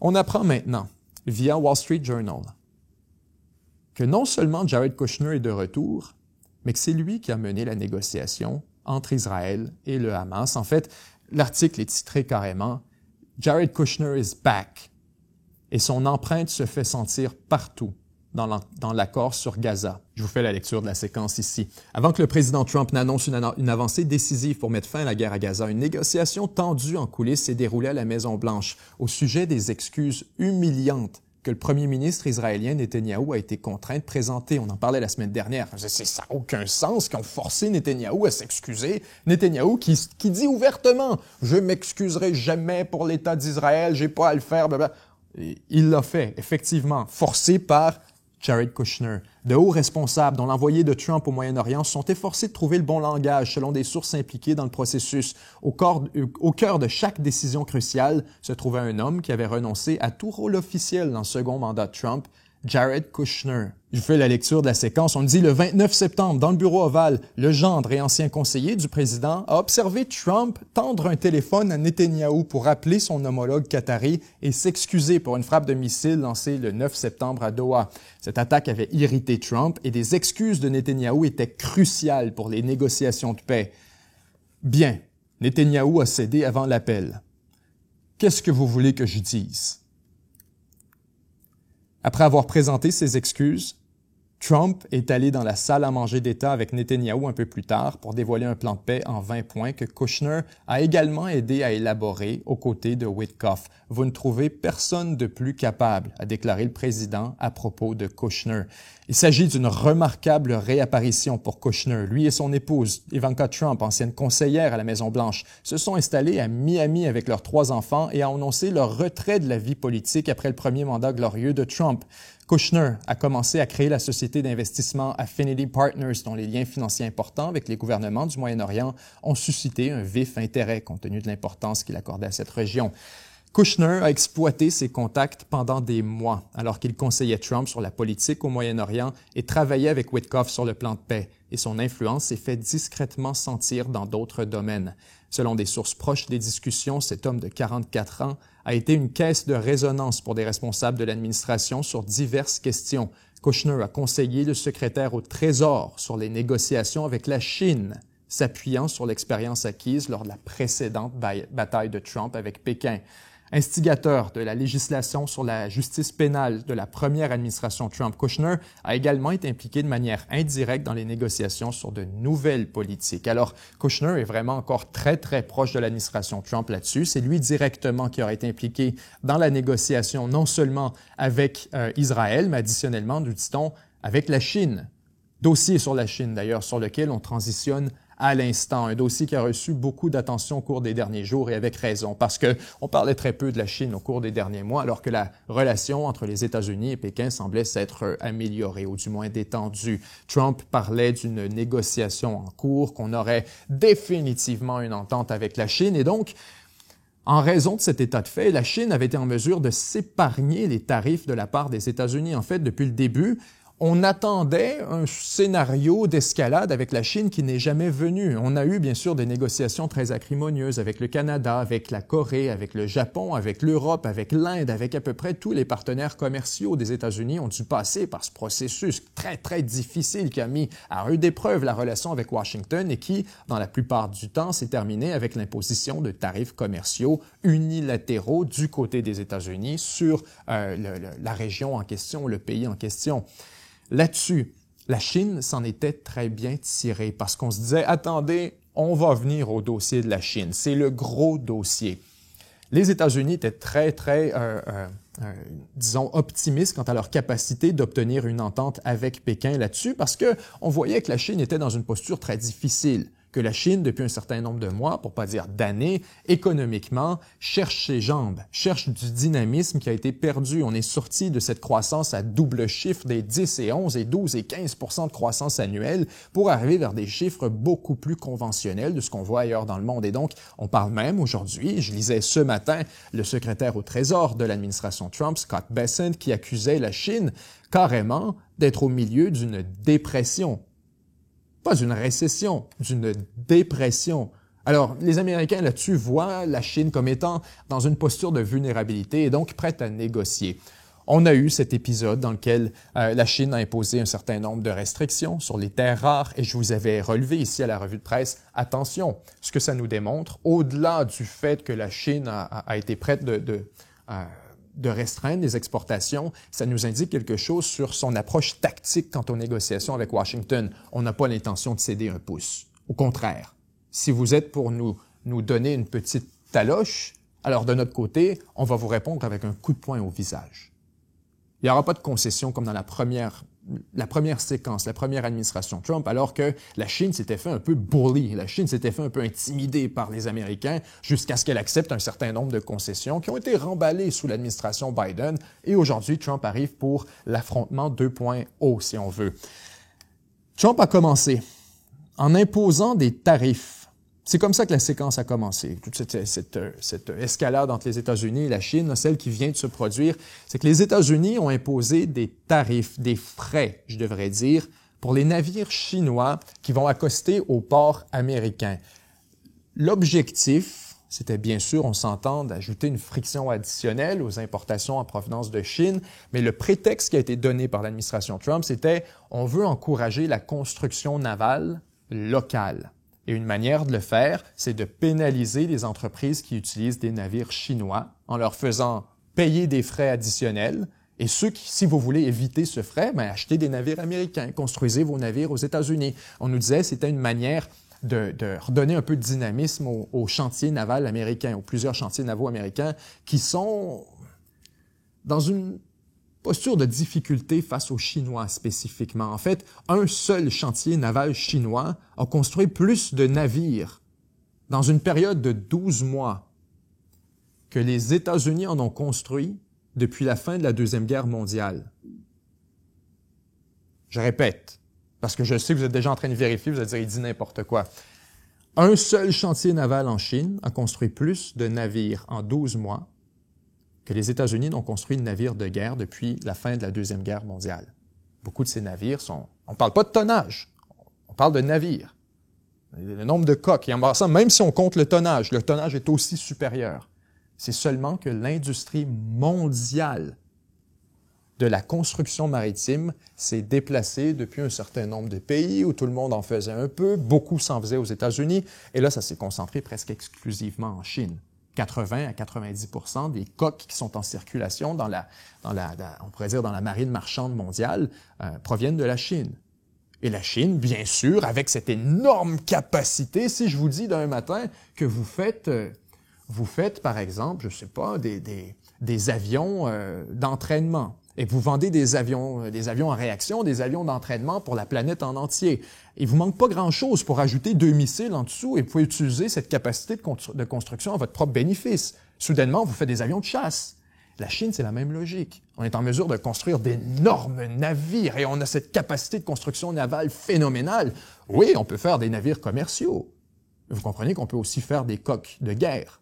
On peut décider aussi de faire des navires de combat avec cette capacité, avec ces nombreux emplacements et ces travailleurs qualifiés. Donc, là-dessus, les Américains ont toujours été très inquiets de voir cette explosion de capacité du côté de la Chine qui fait que si jamais, demain matin, vous détruisez l'entièreté de la marine chinoise au jour 1, vous en avez probablement encore une deuxième qui va être construite dans la prochaine année.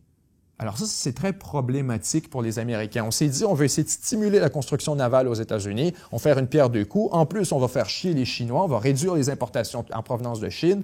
On va mettre un tarif. À partir de maintenant, si ton navire est identifié à la Chine, construit en Chine plutôt, eh bien, il a des frais additionnels. Les Chinois ont vu cette nouvelle et ont répondu en disant, « All right, on va faire exactement la même chose. » Et à partir de ce moment, donc, quelques heures plus tard, on a appris que la Chine allait commencer aussi à imposer des tarifs sur les navires américains qui accostent en Chine. Et là, vous commencez à voir comment on s'en va dans une mauvaise direction. Les Américains disent « OK, on va mettre un tarif parce que… » Les Chinois disent « On met là exactement la même chose. » C'est drôle en ce moment parce que là, ni l'un ni l'autre ne paie dans le fond plus que l'autre. C'est égal, c'est équitable. Ouais, mais il y a quelqu'un qui paie tout ça au bout de la ligne, c'est le consommateur, là. Le consommateur, lui, qui veut recevoir son produit, sa voiture, sa n'importe quoi en provenance d'un marché international et que le navire est en provenance de Chine, ou plutôt identifié à la Chine, construit en Chine, arrive sur un port américain, doit payer un frais. OK? Ensuite, l'économie américaine qui veut accéder au marché chinois doit maintenant, c'est un peu auto-imposer un tarif additionnel, où là, on doit payer un frais lorsqu'on arrive au port en Chine. Sinon, on a une alternative, on peut engager des navires chinois. Mais à travers cette escalade commerciale, ce qui a vraiment retenu l'attention, c'est un geste qui a été posé par Beijing dans les jours qui ont précédé, alors qu'on a décidé de, encore une fois, resserrer les exportations de terres rares et de métaux stratégiques à l'échelle internationale, et cette fois pour tout le monde. Et ça, c'est quelque chose qui a mis les États-Unis en colère, qui a probablement motivé cette première décision par rapport au port et qui a lancé cette escalade. Mais la situation devant laquelle on est actuellement, c'est qu'on regarde vraiment une explosion des coûts pour à peu près tout le monde en raison de cette guerre commerciale. On fait la lecture d'un article ici du New York Times, ou du moins de certains passages qui nous permettent de mieux comprendre de quoi il est question. Le gouvernement chinois a annoncé jeudi qu'il renforçait ses restrictions sur les exportations de métaux des terres rares alors que Pékin revendique une juridiction plus large sur la fabrication mondiale de semi-conducteurs et d'autres technologies. Les nouvelles règles, qui doivent entrer en vigueur le 1er décembre, constituent la dernière mesure prise par Pékin pour resserrer les rênes sur les terres rares afin d'exploiter la domination de la Chine dans le secteur.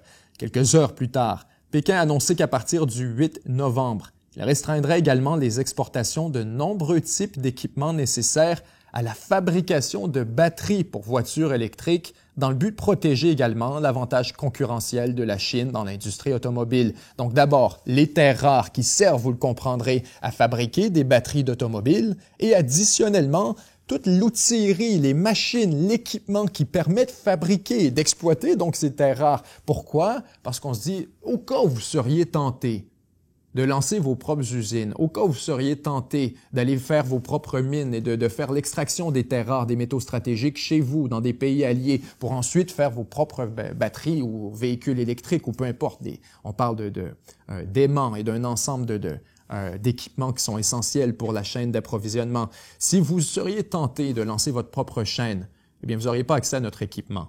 Donc, la Chine est vraiment en train de fermer complètement à clé, si on veut, l'industrie mondiale des terres rares, des métaux stratégiques et tout ce qui vient avec au bout de la chaîne d'approvisionnement, notamment, bien sûr, les semi-conducteurs. Tout ça, en passant, ça n'arrive pas dans une cloche vide. On parlait tout à l'heure de l'escalade entre la Chine et les États-Unis. Il faut se rappeler que les États-Unis ont imposé des contrôles extrêmement serrés sur la Chine par rapport à l'exportation des semi-conducteurs. Et on a fait exactement la même chose que la Chine le fait actuellement par rapport à l'exportation de la machinerie de lithographie, donc les machines qui fabriquent les semi-conducteurs.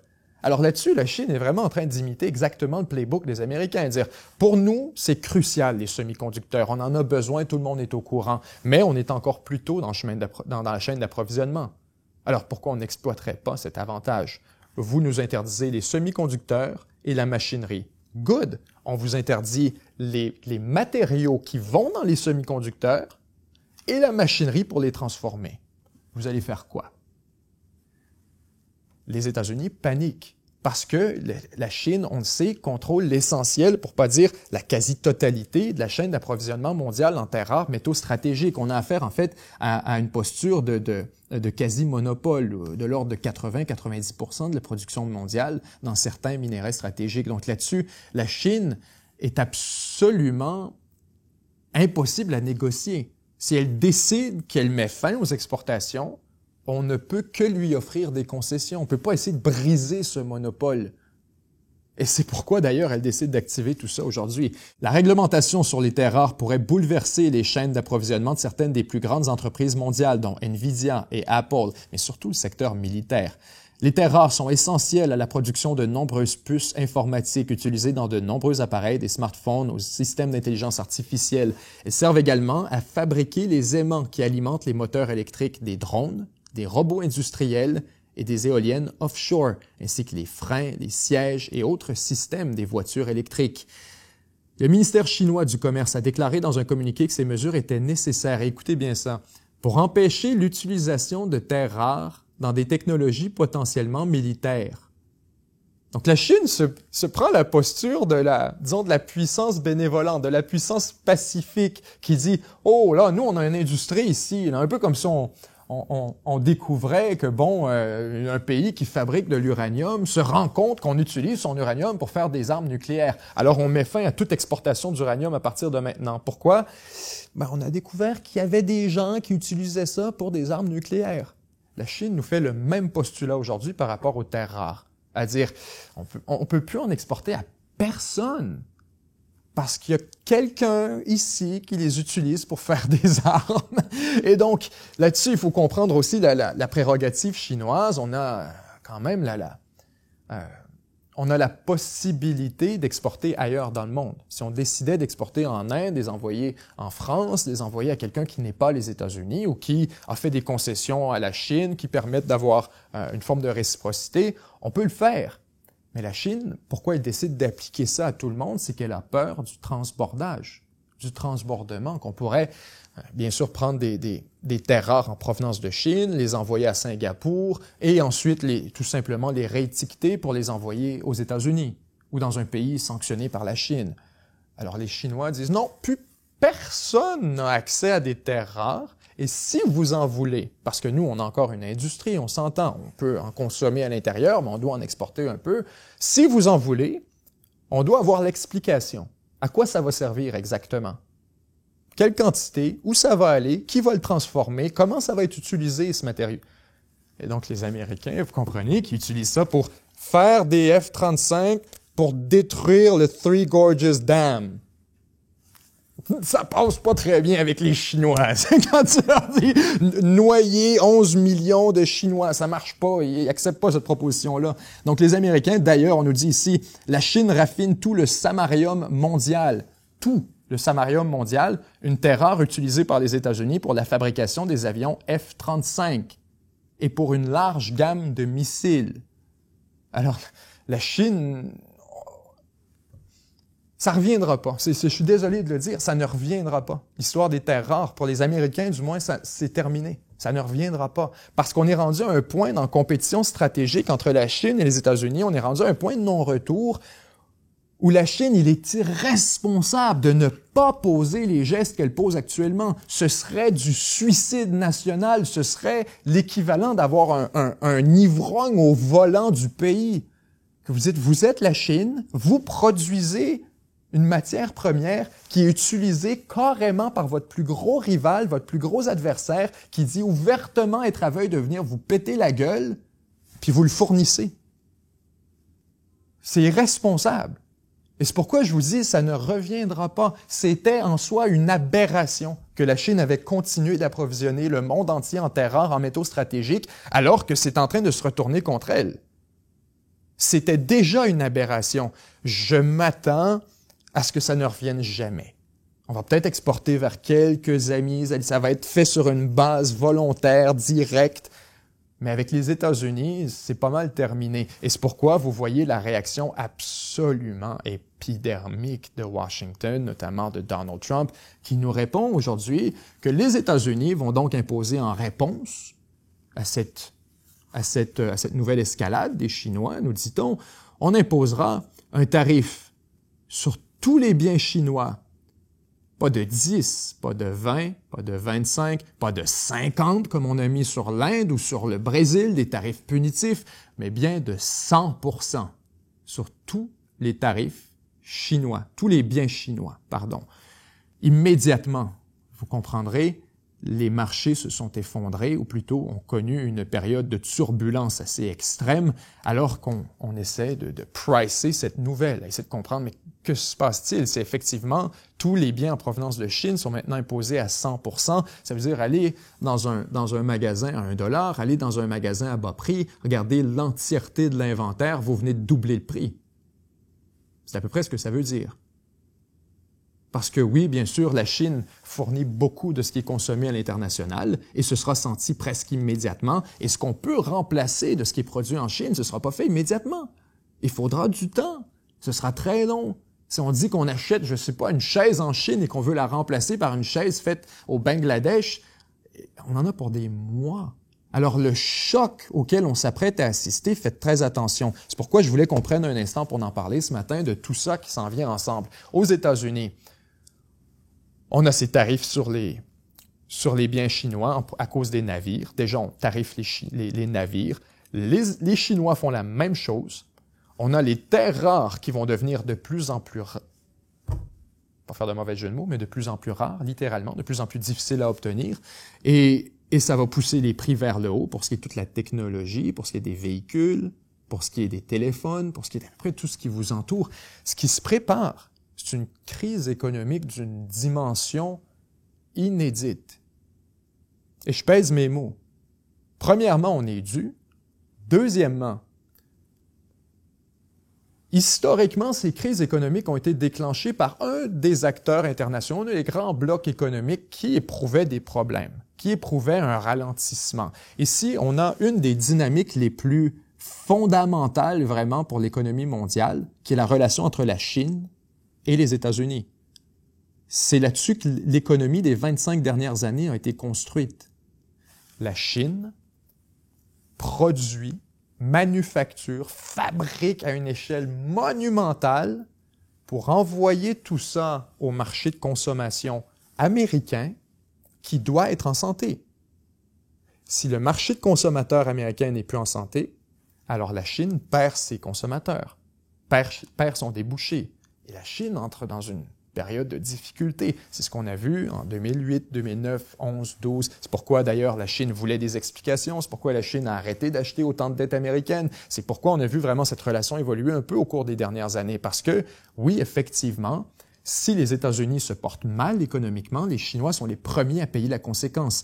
Et additionnellement, si les Chinois se portent mal économiquement, le monde le sent très vite. Pourquoi? Parce qu'on a affaire à un des carrefours économiques de la planète. On a affaire à la locomotive manufacturière, industrielle de la planète. Donc, lorsqu'elle tombe en panne, tout le monde sent les conséquences très rapidement. Donc là-dessus, on a affaire au double phénomène. D'un côté, la Chine qui est en difficulté économique en raison de facteurs divers. Les États-Unis qui vont pas fantastiquement bien non plus. Et on s'ajoute des frais additionnels comme ça. Alors qu'on nous dit que tout ce qui vient de la Chine, les bateaux maintenant, on augmente les prix constamment. Tout arrive par bateau en passant. Il ne faut pas être naïf. Là. Ça va avoir un impact à grandeur du système, à moins qu'on les retire, encore une fois, puis qu'on abandonne tout ça dans 10 jours. Mais on est en train de faire mal ni à l'un ni à l'autre, mais surtout aux consommateurs. Donc là, l'histoire des bateaux, cette histoire des terres rares, cette histoire des tarifs de 100%, ça pourrait être le début d'une crise économique majeure qui va placer en panne et la Chine et les États-Unis et qui va contaminer le reste de la planète. Et c'est pourquoi vous avez vu d'ailleurs les marchés boursiers réagir vivement à cette nouvelle escalade entre la Chine et les États-Unis. Parce que là, on se dit pas juste « Ah, OK, Trump niaise avec... » Non, c'est grave, là. C'est qu'on nous dit, il y a des trucs qui peuvent déclencher une crise. Comment ça commence? Ça commence avec des périodes d'incertitude comme ça. Ça commence avec une augmentation prolongée des prix qui pourrait en plus faire mal à la confiance des consommateurs américains, qui en conséquence ferait mal encore plus à la Chine et au reste du monde. Alors, cette boucle, elle est très facile à perturber. Et là, on est en train de jouer dans des éléments extrêmement influents. Le prix des bateaux qui accostent, les intrants comme les matières premières, les tarifs sur le produit final. Attention, ça commencera pas en France, ça commencera pas au Royaume-Uni. La crise économique, elle commencera aux États-Unis, elle commencera en Chine, elle commencera avec une perte de confiance totale dans la possibilité que cette relation se réhabilite un jour. Si on perd confiance, c'en est terminé. Et d'ailleurs, on comprend la déclaration de Trump ensuite, qui, alors que les marchés s'effondrent et que tout le monde commence à se gratter la tête, à se dire, bon, ben OK, on enclenche le plan d'urgence. Clairement, les États-Unis sont en train de se dissocier de la Chine entièrement et on pourrait regarder un ralentissement économique mondial. Trump se dépêche d'aller sur Truth Social pour dire « Inquiétez-vous pas pour la Chine, tout va bien aller, je veux pas de mal pour la Chine, ils veulent pas de mal pour eux autres, je veux pas qu'il y ait de dépression. » Il y a une raison, là. C'est que Trump essaie de rassurer tout le monde, comme quoi, non, on est en négociation encore, inquiétez-vous pas, on essaie d'avoir une entente. La finalité désirée, c'est pas une fracturation de notre relation, au contraire, la finalité désirée, c'est qu'on puisse en revenir à quelque chose de plus productif, à un bon deal. Il a fallu que Trump clarifie, parce que quelques jours plus tôt, il nous disait, on va avoir des tarifs de 100%, puis là, allez-vous toujours rencontrer Xi Jinping, est-ce que c'était en Chine ou à Washington? Je pense que c'était en Chine, au cours des prochaines semaines. Et Trump de dire, je vois pas de raison, là. Je vois pas pourquoi j'irais le rencontrer, là. les marchés ont eu raison de réagir un peu avec hésitation en se disant oui, il y a quelque chose de grave qui est en train de se produire. Donc Trump a vu la réaction des marchés changer encore une fois, comme il a fait avec les tarifs auparavant, voit que les marchés déterminent beaucoup de la politique aux États-Unis et décide donc de remballer sa déclaration en disant non, inquiétez-vous pas, on va trouver une entente avec la Chine. Mais la guerre commerciale à laquelle on assiste actuellement entre la Chine et les États-Unis va déterminer beaucoup plus que l'issue économique de la chose. On a affaire à un stare-down, on a affaire à un concours de fixe entre les Chinois et les Américains et qui va cligner en premier. Et les Chinois, comme sont là, n'ont vraiment pas l'intention de se lever de la table. En fait, un article très intéressant ici qui nous provient de ABC News et qui titre « La Chine ne montre aucun signe de recul et appelle les États-Unis à retirer leurs menaces tarifaires. » La Chine n'a pas reculé lundi dans ses échanges avec les États-Unis, appelant le président américain à back-off sur sa dernière menace d'un tarif de 100% et d'autres mesures de contrôle des exportations annoncées au cours du week-end. Trump a menacé d'imposer des tarifs douaniers sur toutes les importations chinoises. L'annonce chinoise a apparemment surpris Trump, qui l'a qualifié de décision inattendue. Bien que Trump n'ait pas retiré sa menace économique, il s'est montré plus conciliant, déclarant « Les États-Unis veulent aider la Chine, pas lui nuire ». Le ministère chinois du Commerce a publié dimanche une longue réponse affirmant que les États-Unis portaient gravement atteinte à l'atmosphère des négociations commerciales. La Chine exhorte les États-Unis à corriger rapidement leurs pratiques erronées. Si les États-Unis persistent à agir seuls, la Chine prendra sans aucun doute des mesures résolues pour préserver ses droits et intérêts légitimes. Alors l'indication là, ici, elle est claire, c'est que la Chine n'a pas l'intention de cligner, qu'elle dit « Nous, nos tarifs vont rester tant et aussi longtemps que les tiens sont là. Si tu veux négocier avec la Chine, ça se fait de bonne foi, ça se fait assis à la table, ça se fait pas à coup de tarifs et à coup de déclarations sur Truth Social. Puis si c'est comme ça qu'on négocie, il va y avoir des conséquences. » Essentiellement, il y a la déclaration chinoise à topper chacun des tarifs américains et à attendre qu'on les retire pour faire un move. Non, on va s'imposer le mal qui est nécessaire. Si vous dites qu'on est en dépression, si vous dites qu'on est en récession, we don't care. On préfère avoir un orgueil, on préfère avoir un honneur plutôt que de plier le genou et d'accepter toute forme de concession imposée par Washington. Et c'est un peu ce qu'on demandait d'ailleurs. Où là, vous comprenez l'esprit derrière la chose. Où on met des tarifs sur les navires chinois et on s'attend que ça finisse là. On s'attend à ce que la Chine fasse comme dans le premier mandat, en fait, qu'elle fasse juste encaisser les coups, les uns après les autres, en se disant peut-être qu'il arrivera un autre président éventuellement, peut-être que c'est temporaire, peut-être que ça vaut la peine de se boucher le nez en attendant. Aujourd'hui, la Chine a comme compris que non, c'est la posture américaine maintenant. C'est le mouvement Trump dépasse Trump. Ce sera probablement la posture de Washington pour les années à venir. On voit la Chine comme étant un rival, un adversaire stratégique qu'on doit écraser, contenir, et donc, il serait une mauvaise idée pour la Chine de ne pas réagir lorsqu'on lui impose des punitions. C'est seulement un incitatif en imposant encore plus. Donc la Chine, maintenant, est à égaliser, sinon à escalader la guerre commerciale elle-même pour inviter les États-Unis à respecter la Chine. C'est vraiment là-dessus. Puis je vous dis pas ça par amour des Chinois, mais je vous dis, c'est la scène à laquelle on assiste. On demande le respect, carrément.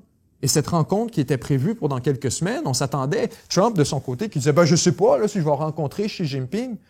Les Chinois ont vraiment pas pleuré. Mais non, il n'y aura pas de rencontre, c'est beau. On n'était même pas sûr que ça allait avoir lieu de toute manière. Et c'est vrai d'ailleurs, Trump, depuis des mois, demandait une rencontre avec Xi Jinping et les Chinois refusaient. De la même manière que Poutine refuse une rencontre avec Zelensky, les Chinois disaient « mais il n'y a rien à parler, il n'y a rien à discuter. On se rencontrera quand on aura quelque chose à signer. En attendant, envoie-moi tes envoyés. En attendant, règle telle affaire. Nous, on n'est pas d'accord de négocier là-dessus. » Et s'avère-t-il que oui, c'est pourquoi d'ailleurs Trump a été aussi docile avec la Chine depuis le début. On voulait une rencontre. Et là, vous aviez Trump qui disait « ah, c'est pas, on va l'avoir, notre rencontre bientôt, inquiétez-vous pas, on va l'avoir. » Finalement, elle est sur la table. Trump dit « j'irai pas de bord. » Les Chinois qui sont « who cares? Viens pas, c'est ce que je te dis. Ça va rester comme ça. » Les Américains ne sont pas dans une posture pour continuer ce stand-off. Ils n'ont pas le choix à cause de la question des terres rares en passant. Les tarifs, Trump va couler l'économie américaine, va l'amener dans le caniveau et ça ne changera probablement rien à sa stratégie, ne serait-ce qu'à cause de l'orgueil. Ce qui va changer la tactique américaine, c'est sur la question des terres rares. C'est le fait que la Chine est maintenant non seulement limité les exportations, mais vraiment entièrement freiner la sortie des matériaux depuis la Chine, la sortie de l'équipement. Il n'y a plus moyen d'obtenir quoi que ce soit et on gèle la chaîne d'approvisionnement. Ça fait mal aux Américains d'une manière qu'on ne peut pas soutenir. Il faut fabriquer des F-35. Vous me direz, on n'en a peut-être pas besoin. Il y en a 350 et je parle au bas mot, là. Il y en a au moins 350 de promis aux alliés qui ne sont pas encore livrés. Tout le monde attend après ces F-35. Et là, des problèmes de chaîne d'approvisionnement, c'est ce qu'on prétexte depuis des années pour dire qu'on n'est pas en mesure de les livrer. Ce sera pas long, là, on aligne nos flûtes, là, on est en train de ramp up la production, et là, on se rend compte que vous avez des intrants primaires contrôlés par la Chine qui ne veulent plus vous vendre. Là, moi, quand est-ce que je les ai, mes avions? Combien de temps avant que j'annule ma commande puis que j'achète aux Français? Ou aux Suédois. C'est une question, pas d'années, mais une question de mois. Si on n'a pas la certitude qu'on va obtenir nos avions, même chose pour le Canada en passant. Le Canada attend toujours après ses F-35. Le Canada a un prétexte fantastique de dire, you know what? Désolé, on va aller acheter des avions européens. On va aller acheter un Gripen, on va aller acheter peu importe, un avion français. Alors, les Chinois font très, très mal aux Américains. On n'a plus affaire à une guerre à sens unique, tout au contraire. On a affaire maintenant à un conflit, semble-t-il, dont le tempo est déterminé maintenant par la Chine. Alors, on continue vers un autre dossier absolument fascinant. Cette fois, cet article, je vous dis, c'est descendu de Mars carrément. Alors qu'on apprend qu'il y a des négociations en cours entre Maduro, bien sûr le président du Venezuela, et les États-Unis. Et on fait la lecture parce que vous ne me croirez pas autrement, vraiment, quand je sais descendu de Mars. C'est un article qui nous provient du New York Times et qui a été publié le 10 octobre 2025. Maduro a offert aux États-Unis les richesses de son pays pour éviter un conflit. L'autocrate vénézuélien avait proposé d'allouer la richesse pétrolière et d'autres ressources naturelles de son pays aux États-Unis et de mettre fin aux accords avec les adversaires américains pour apaiser le président Trump. On apprend essentiellement, rapidement avant qu'on fasse la lecture, que le président vénézuélien, acculé au pied du mur, est en train d'offrir la lune aux États-Unis pour, s'il vous plaît, ne pas le retirer du pouvoir. Les responsables vénézuéliens, espérant mettre fin au conflit entre leur pays et les États-Unis, ont offert à l'administration Trump une participation dominante dans le pétrole et les autres richesses minérales du Venezuela lors de discussions qui ont duré des mois. Cette offre de grande envergure est restée sur la table alors que l'administration Trump a qualifié le gouvernement du président Maduro de cartel narco-terroriste. On a amassé des navires de guerre dans les Caraïbes et a commencé à faire exploser des bateaux qui, selon les responsables américains, transportaient de la drogue en provenance du Venezuela.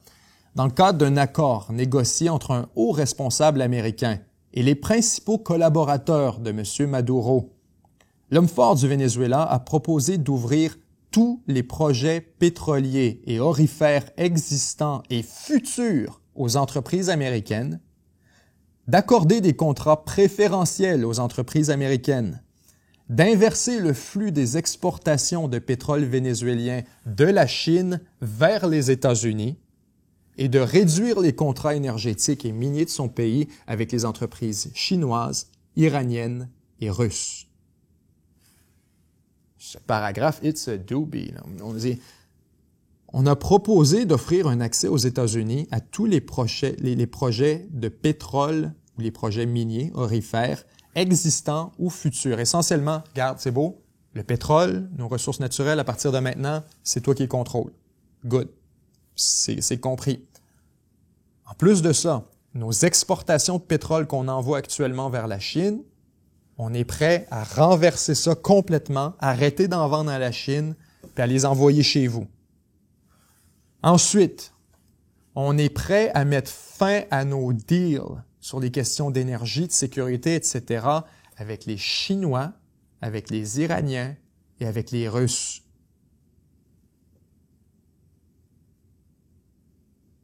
C'est une capitulation totale, vous comprenez?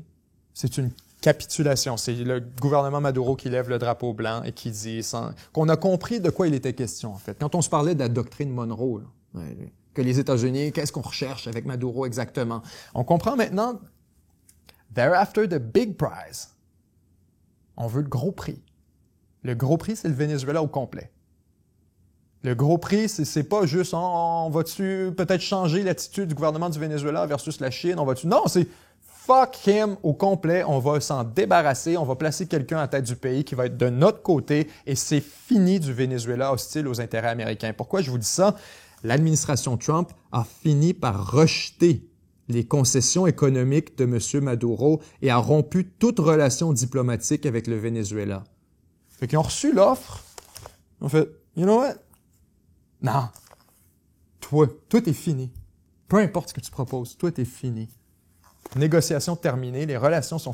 On avait offert tout ce que les États-Unis demandent. Et on se dit, mais si toi, t'es pour nous les donner, pourquoi on ne te remplace pas toi directement? On va déjà tout avoir ça anyways. T'as plus rien à nous offrir. Tout ce que t'as, dans le fond, c'est que tu nous fais croire que tu peux t'accrocher puis monter une guérilla. Nous, on dit que non. Nous, on dit qu'on est capable de te remplacer puis que ce ne sera pas si compliqué que ça. En fait, just watch. Et on voit ensuite la séquence à laquelle on a assisté, où on envoie des navires dans les Caraïbes, où là, on a une escalade, on commence à bombarder des navires vénézuéliens, mais les concessions qui ont été proposées par le Venezuela, ça relève d'une capitulation stratégique entière, totale et sans équivoque. Abandon des relations avec la Chine, fini des exportations pétrolières, fini les rapports économiques, stratégiques. Le Venezuela est entièrement dépendant de ces quelques alliés qui lui restaient. Quand on parle de Cuba, on parle de l'Iran un peu, surtout la Chine et la Russie. On nous dit, on est prêt à tout laisser ça derrière, à supprimer leur numéro complètement, si tu acceptes juste de revenir avec moi. Et les États-Unis, fuck you. Donc, on comprend maintenant, c'est pourquoi je vous disais tout à l'heure, c'est quoi l'objectif véritable des États-Unis? They're after the big prize. Ils veulent pas le prix de participation. Ils veulent pas sortir de là avec « Ah, Maduro a accepté ». Non, on va se débarrasser entièrement de lui, installer quelqu'un d'autre à la tête du pays et obtenir donc un continent américain, pourrait-on dire, qui sera entièrement aligné avec les intérêts américains. Fini d'avoir cette espèce de base arrière pour les intérêts chinois, russes, qui seront installés comme ça directement dans la cour arrière des États-Unis. Ça n'a jamais été acceptable et depuis des années, les États-Unis ont regardé dans l'autre direction parce qu'on avait des plus gros enjeux, on avait des plus gros problèmes, notamment au Moyen-Orient. Là, il semble que les États-Unis veulent se concentrer à nouveau sur leur propre hémisphère et le Venezuela sera probablement fait en exemple pour tous les autres. Parlant de tous les autres, qui pourraient devenir un autre exemple très bientôt, on pourrait parler de la Colombie. La Colombie qui elle-même a des relations assez difficiles avec les États-Unis, un peu plus quand même, plus facile disons, moins tendu que le Venezuela, mais quand même des relations assez difficiles avec les États-Unis. Et on apprend maintenant, alors que le président de Colombie dénonce la campagne américaine aux Caraïbes, on nous dit que c'est un nouveau scénario de guerre qui vient de s'ouvrir, les Caraïbes, les États-Unis sont en train les États-Unis convoitent les ressources de pétrole, les ressources minières de la région, spécifiquement du Venezuela. C'est en fait des déclarations très incendiaires qui ont été faites par le président colombien, mais attendez bien, on nous dit... Je vous fais la lecture de l'article, vous allez voir en même temps que moi. Le président colombien Gustavo Petro a déclaré qu'un bateau récemment bombardé par les États-Unis était colombien, avec des citoyens colombiens à l'intérieur. Une allégation que la Maison-Blanche a qualifiée de sans fondement. Alors, ces dernières semaines, les États-Unis ont frappé au moins 4 navires dans les Caraïbes. Le gouvernement américain a déclaré que ces frappes dans les eaux internationales visaient des narcotrafiquants, mais il n'a fourni aucune preuve ni aucun détail sur qui que ce soit ou quoi que ce soit qui se trouvait à bord. Et les frappes ont été condamnées dans les pays de la région, craignant qu'elles ne violent le droit international. Le Sénat américain a rejeté mercredi une mesure qui aurait interdit au président Trump d'utiliser la force contre les bateaux. Petro a répondu à une publication sur X qui a déclaré qu'il votait pour bloquer les frappes contre les navires dans les Caraïbes alors que certains législateurs cherchaient à contester l'utilisation des forces armées au Congrès. Le président colombien a déclaré qu'un nouveau scénario de guerre s'est ouvert. Les Caraïbes. Il a ajouté que les indications montrent que le dernier bateau bombardé était colombien avec des citoyens colombiens à l'intérieur. J'espère que leurs familles se manifesteront et porteront plainte. Il n'y a pas de guerre contre la contrebande. Il y a une guerre pour le pétrole et le monde doit y mettre fin. Cette agression vise toute l'Amérique latine et les Caraïbes. Donc le président colombien, qui ne mange pas ses mots, dire c'est une guerre pour le pétrole, c'est une agression contre la région tout entière, mais surtout, moi, le point que je trouve absolument fascinant et scandaleux et tragique, c'est qu'on avait affaire, semble-t-il, selon le président colombien, à un navire colombien. Dans au moins une des instances rapportées comme étant un navire vénézuélien, vaporisé par un missile, sans aucune vérification d'ailleurs, et c'est pourquoi j'en parlais à Revue de presse la semaine dernière, et je reçois des courriels de certains d'entre vous pour me reprocher de vouloir faire l'application du droit international et des conventions, notamment de Genève, sur le traitement des prisonniers et le traitement des potentiels criminels ou le traitement des navires en eau internationale. Je vous disais à quel point il y a des conventions, il y a des règles, il y a des raisons pour qu'on ait ces règles-là. Tout le monde a droit à un procès, tout le monde a le droit d'être arraisonné, tout le monde a le droit d'être au bout de la ligne, emprisonné dans des conditions décentes, le temps qu'on détermine s'il est effectivement coupable pour se faire administrer une peine juste et proportionnelle. On n'administre pas la peine de mort comme ça en eau internationale, sans aucun procès, sans appel, de manière totalement extrajudiciaire. Et c'est pourquoi ça me mettait autant en colère la semaine dernière, c'est qu'on apprend aujourd'hui, quelques jours plus tard, que c'était des Colombiens. Ou du moins, on n'est pas sûr, c'était qui? En un dit tel, l'autre dit ça, Maison-Blanche dit non, on ne le saura jamais, jusqu'à ce que les familles, effectivement, se manifestent. Alors, vous comprenez, à quoi ça sert ces traités? À quoi ça sert ces conventions internationales? Pour empêcher que des innocents soient assassinés en eau internationale sous l'ordre d'un président comme ça, par décret sommaire, sans qu'on ait même de dispositions votées au Congrès. Il est parfaitement normal qu'on trouve ça anormal. Sentez-vous pas mal de ça? Alors, pour ce qui est des Colombiens, on voit maintenant que la relation avec les États-Unis aussi est largement affectée par la séquence à laquelle on assiste au Venezuela. Rapidement maintenant, je passe sur 3 dossiers en survol total. Là, s'il vous plaît, soyez indulgents parce qu'il nous reste peu de temps et je veux absolument qu'on traite de tout ça. D'abord, on a eu un échange violent cette semaine entre le Pakistan et l'Afghanistan, quelque chose qui a peu retenu l'attention et pourtant, c'est vraiment très intéressant parce que ça arrive dans un contexte fascinant, le contexte du rapprochement, bien sûr, entre l'Afghanistan et l'Inde. On se souvient, je vous ramène, il y a quelques semaines, tout juste, un affrontement militaire entre l'Inde et le Pakistan. Le Pakistan et l'Inde se balancent quelques missiles, on a des avions de chasse d'un côté, de part et d'autre, qui mènent des frappes, et tout ça revient par se calmer avec une entente de paix, encore une fois, sponsorisée, médiée par Donald Trump. La poussière retombe. Le Pakistan constate qu'il a été un peu surpris, que l'Inde était supérieure, que l'Inde avait vraiment une prérogative militaire comparativement aux forces pakistanaises. Et maintenant, on apprend que les Indiens sont en train de mener un rapprochement avec l'Afghanistan.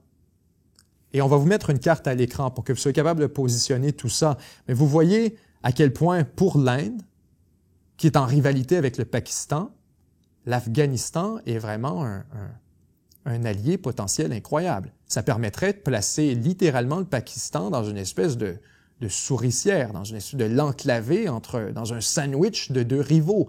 Normalement, et je dis normalement, c'est spectaculaire ce qui se passe parce que normalement, le Pakistan et l'Afghanistan sont très proches. En fait, les talibans, surtout, sont proches du gouvernement pakistanais. On a longtemps prêté refuge aux talibans. On aura accepté qu'ils puissent opérer à l'intérieur du territoire pakistanais alors qu'il y avait la guerre en Afghanistan. Plusieurs éléments talibans se trouvaient sur le territoire pakistanais et en passant, à quel endroit on a assassiné Ben Laden? Il se trouvait au Pakistan. Il se cachait à quelques centaines de mètres de l'Académie militaire nationale du Pakistan. Alors, plusieurs disaient là-dessus, et c'est une des raisons d'ailleurs pourquoi on n'a pas averti les Pakistanais quand on a mené la fameuse opération pour aller assassiner Ben Laden. C'est qu'on doutait que peut-être qu'il n'était pas entièrement intègre.